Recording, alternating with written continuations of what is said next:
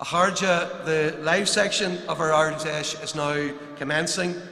I'd like to welcome all of those who are joining us on TV around the country and indeed around the world. Our first speaker needs no introduction. Sinn Féin Michelle O'Neill.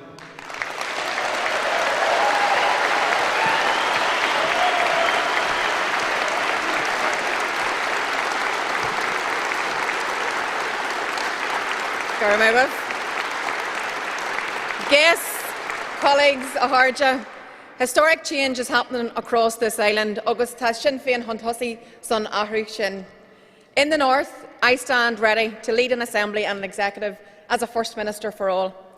An assembly that will roll up its sleeves and get down to the hard work of delivering real improvements in people's lives. An assembly that will tackle the crisis in healthcare, create jobs and unleash the potential of a generation. An executive that will grasp the huge economic investment opportunities with our unique market access. We owe it to our young people to make progress happen, to build opportunities for everyone, to build a future that we can all be proud of, a future shaped by progress and prosperity, for you, for your children and for your grandchildren. A better future together. I am deeply committed to charting that path of progress and prosperity. As the first nationalist in the history of the North who would be the First Minister in a new executive, I appreciate the profound responsibility that would carry. I say to all parties together, let us embrace the power of change and the promise of a new politics that works for all. But in order for that to happen, the DUP must end its boycott of the Assembly and the Executive, and the British Government need to call time on their endless two-way negotiation with the DUP because public patience has run out. We must move forward, so it's now time for decision.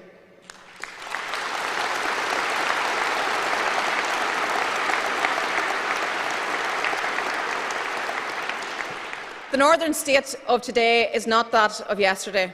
The days of one-party rule are gone, where conflict, division, loss left our communities blinded and hardened. Yesterday I attended a remembrance service with all parties at Parliament buildings to remember and to pay my respects to all those from every part of our island who lost their lives in World War I and II. This is an important day of reflection for many people on the island. We all know the cost of conflict and the value of peace.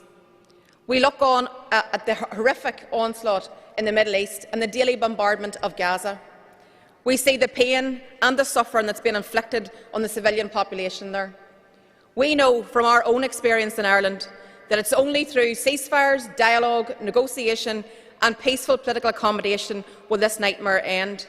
So our Ardèche today, we stand with the people of Palestine. We stand for an end to occupation, illegal settlements and apartheid. We stand for a Palestinian state.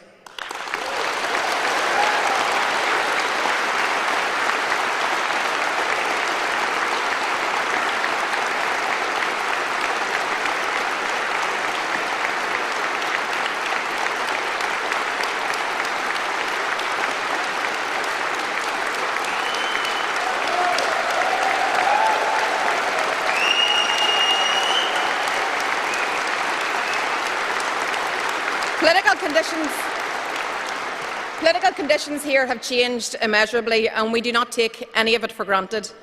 This year we mark 25 years of peace and the signing of the Good Friday Agreement, and we are very grateful for the leadership of all of those who took risks and made sacrifices for peace. Tamwij or tourists Lakela. We have faced many challenges, including the British Government forcing the North out of the EU. And the fallout of that has cast a shadow over Power Sharon, and it's been a huge setback for our people and for political stability. However, today we are presented with new possibilities and new opportunities, which do command us to move forward together. After a quarter of a century, the Good Friday Agreement has shaped our society for the better, fostering the seeds of peace and reconciliation. I will continue to demonstrate through my words, through my deeds, my absolute commitment to this crucial work as we embark on the next chapter of our journey. Regardless of who you are, where you come from, I see it as my duty as First Minister-elect to work in cooperation with others across party lines to fully and fairly represent you, your family and community, and to ensure that the quality of life and the opportunities and dreams and ambitions that you have for your children and grandchildren can be realised. What we need to see is a united effort for the common good. Because there's no escaping the fact that after over a decade of Tory austerity, our key public services and our public sector workers have been failed. The decisions that have been taken over in London have devastated and diminished local services in the north, and the local parties must confront this head-on. Together we must unite and fight the corner of every citizen to ensure public services are financed with a needs-based funding model. We must ensure that our nurses and health and social care workers and other public sector workers get the fair pay and safe working conditions they are entitled to. A new executive must tackle the crippling health waiting lists that have left people without hope and often in pain. Young people with special educational needs and their families must have access to properly funded first-class support services. Too many young people and their families are being failed by the current system.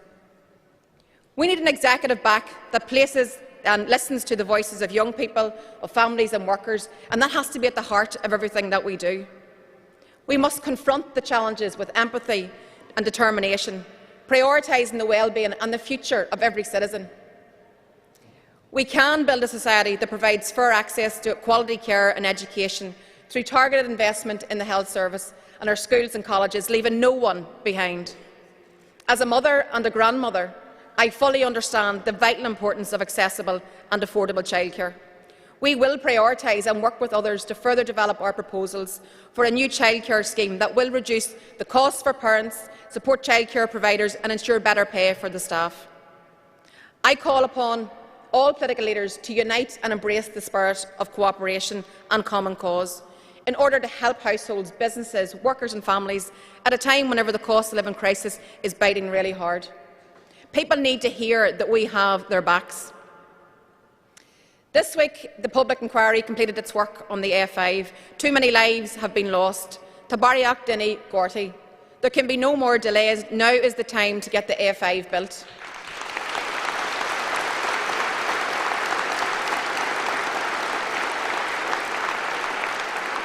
Recently, we've also had the good news that Euro 28 has been confirmed, with Casement Park being one of the host stadiums. This is the opportunity of a lifetime for Ulster Gaels and beyond, so now is the time to get Casement Park built.